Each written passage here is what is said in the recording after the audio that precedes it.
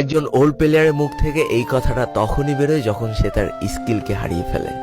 যেই পুরানো প্লেয়ারের গেম প্লেটা দেখে আজ তোমরা হাসছো, এমন একটা সময় ছিল যাকে কাস্টম খেলার জন্য সর্বপ্রথম হায়ার করে নিয়ে যাওয়া হতো। যেই পুরনো প্লেয়ারটার গেম প্লে দেখে আজ তোমরা হাসছো, একটাবার খোঁজ নিয়ে দেখো সেই প্লেয়ারটার গেম প্লে দেখেই একটা সময় অনেক মানুষ গেম খেলা শিখেছে। যেই ওল্ড প্লেয়ারটার খেলা দেখে আজ তোমরা তোমাদের গ্রুপে নিতেও লজ্জা পাচ্ছ, খোঁজ নিয়ে দেখো সেই ওল্ড প্লেয়ারটা কোনো একটা সময় কোনো একটা গিল্ডের লিডার বা অফিসার ছিল। যেই ওল্ড প্লেয়ারটা আজ তোমাদের রিভাইভ দিতে যেতে ভয় পাচ্ছে, মনে রেখো একটা সময় ছিল যখন এই প্লেয়ারটাই পুরো মাঠ একা ফাঁকা করে বুইয়া নিয়ে আসতো। যেই নতুন প্লেয়ারগুলো শুধুমাত্র ডাইনামিক ডুয়োর সাথে গেম খেলার জন্য সারা রাত জাগো, তোমরা মনে রেখো যারা ওল্ড প্লেয়ার ছিল তারা সারা রাত খালি ট্রেনিং পিটাতো নিজেদের স্কিল ভালো করার জন্য।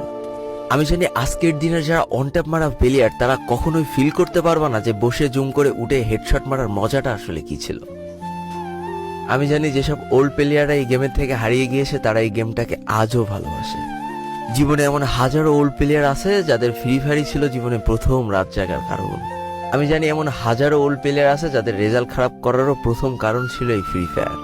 আজকের দিনের নতুন প্লেয়াররা উচ্চ স্বরে বলে আমি ফ্রি ফায়ার গেমটাকে প্রচুর ভালোবাসি, আর যারা ওল্ড প্লেয়ার ছিল তারা বলতো ফ্রি ফায়ার আমার ইমোশন।